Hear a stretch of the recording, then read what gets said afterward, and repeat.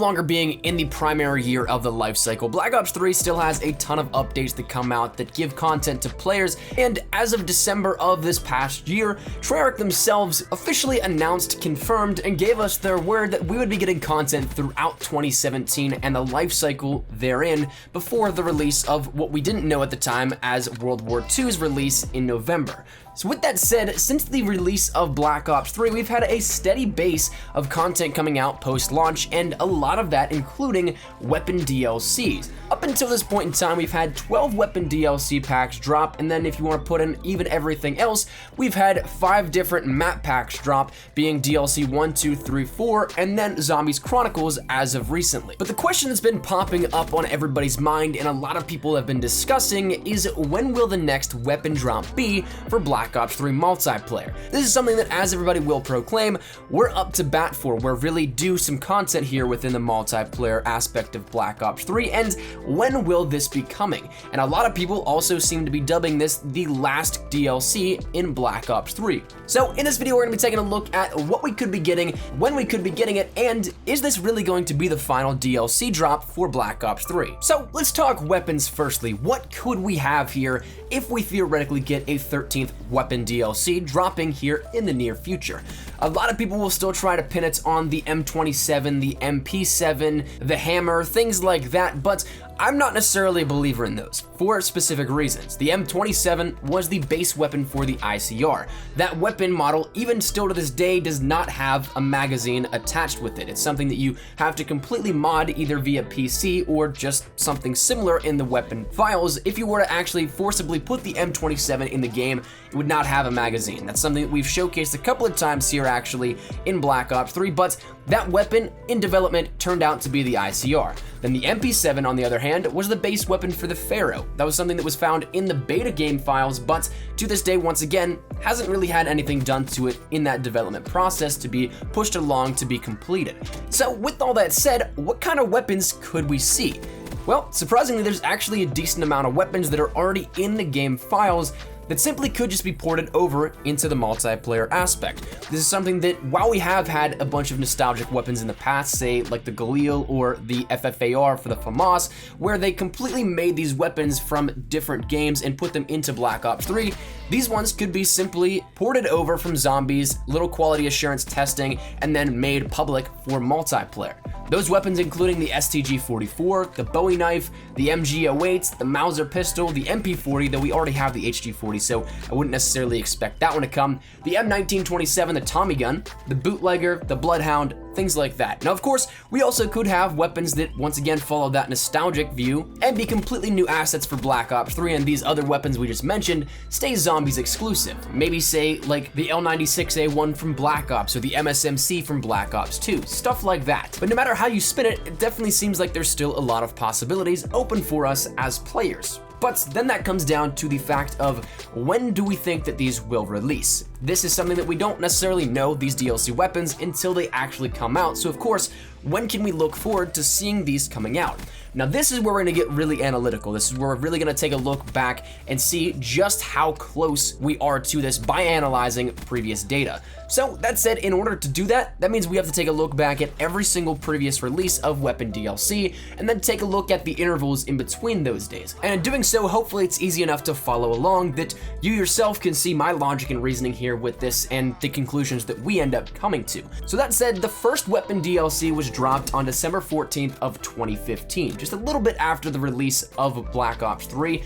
But then the second DLC pack was followed up on February 9th, then on March 22nd, May 6th, June 14th, July 28th, September 13th, October 17th, December 14th, February 7th of 2017, March 16th, and then the last one being dropped on May 23rd. That will bring you all 12 DLC weapon drops up to this very point in time, and of course, then that leaves an asterisk on when we can end up seeing the 13th weapon drop. In order to predict when we think this next drop will come, we have to take a look at the intervals once again. So let's take a look back at those. From December 14th to February 9th is 57 days. Then, the second interval between DLC 2 and 3 is 42 days, 3 and 4 being 45 days, 4 and 5 being 39 days, 5 and 6 being 44 days, 6 and 7 being 47 days, 7 and 8 being 34 days, 8 and 9 being 58 days, 9 and 10 being 55 days, 10 and 11 being 37 days, and then 11 and 12 being 68 days.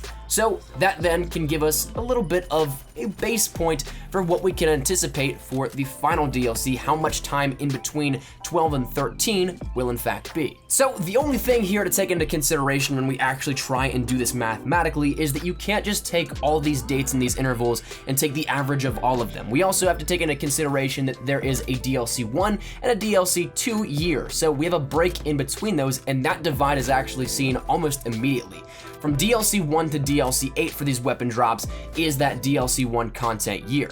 The second year of this is from DLC 8 to presumably what we think will be DLC 13, but right now up until this point, only until the weapon DLC 12. So from DLC 1 to 8, that first year, that ends up breaking down to an average of 44 days in between each weapon content drop, roughly about 1.5 months. Now, if you want to take a look at the second DLC content year from 8 to 12, the divide once again is almost immediately visible, with the intervals being 58 days, 55 days, 37 days, and then 68 days, all except for that one being well above the 44-day average of year 1. So if you average out the second year of these weapon DLC drops and the intervals in between those, it'll bring you to 54.5 days. Round that up to roughly 55 days because there's not going to be one where they drop DLC at say 1 in the morning instead of their usual 1 p.m. in the afternoon.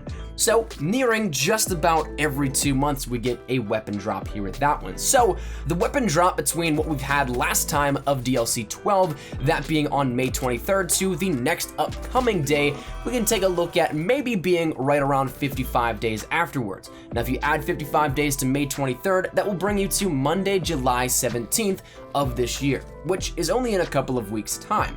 Roughly about 2 weeks here out from when this video goes live. Now obviously we'll want to give or take a few days as we rarely see the intervals of perfect averages, and there's genuinely been higher intervals in the divides between each weapon drop as of late, but the two factors to consider also are the fact that Zombies Chronicles needs to get the AK-74U and the M1911 before. A lot of the multiplayer community may not care at all or in any way, shape, or form about this sort of factor to consider, but when you take a look at the Zombies community, they definitely are a very passionate group, yes, but it's something that the AK-74U and the M1911 both have been promised but yet to be delivered upon. So if something were to be released before that happens, well then they would definitely riot as well, and that's something that Treyarch doesn't necessarily want to do. They don't want to have to deal with that sort of backlash. So I definitely think that the AK-74U and the M1911 will come out before the next weapon DLC drop, but the second factor to consider is that the Days of Summer events end up taking place for Black Ops 3 starting the week of July 11th to July 17th, and then a little bit further thereon.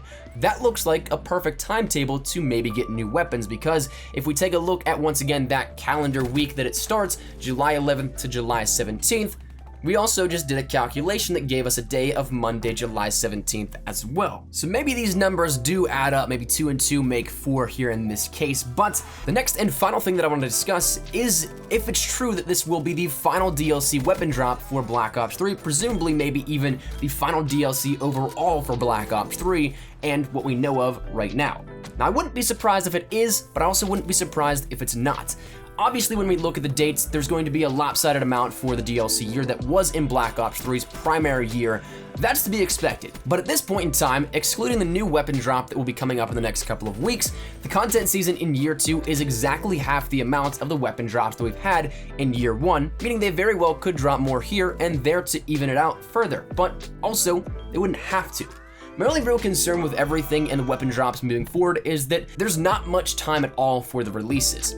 Activision works meticulously on release schedules that do not conflict with other points of interest. As a business, you want to get as much out of an event as possible, and if you were to release multiple things at once, that would take away from the power of marketing to your audience. Only some would be interested in certain things as opposed to all interested in one point, because there's options available for them to immediately obtain. So when you can think about upcoming releases, you also have things to consider like Comic-Con at the end of the month with Zombies info, the beta at the end of August and early September for World War II, DLC 4 for Infinite Warfare sometime in September probably, and then presumably one more operation and weapon drop from Modern Warfare Remastered. We've also yet to see any of the attachments drop in Modern Warfare Remastered that have had visible progress made to their builds, which can only indicate that they're coming at some point as well. So when you look at the major events like this, it's hard to pinpoint a point where there's a 2-week interval off, which is something that Activision likes to do. Give 2 weeks time before and after releases, announcements, reveals, and all that kind of stuff so that they have their adequate time to be in the spotlight. So that's my only concern with the possibility of seeing more weapon DLC drop in Black Ops 3. Sure, it would be possible because there's a lot of time still left until World War II does drop, but a window of opportunity following their marketing logic just seems to get increasingly small the more and more you think about it and try to find that opening and pinpoint it on a calendar. So, will we see more weapon DLC drop in Black Ops 3? I personally don't know. I definitely think that there is that possibility. This could be the final weapon DLC dropping in Black Ops 3 coming in about 2 weeks' time, but once again, there's still a lot of time on the calendar. It's just a matter of finding that open slot to make it possible. So, that said, that's going to wrap it up here with this one, though. Hopefully you guys enjoyed. Hopefully you guys saw exactly where I'm coming from here.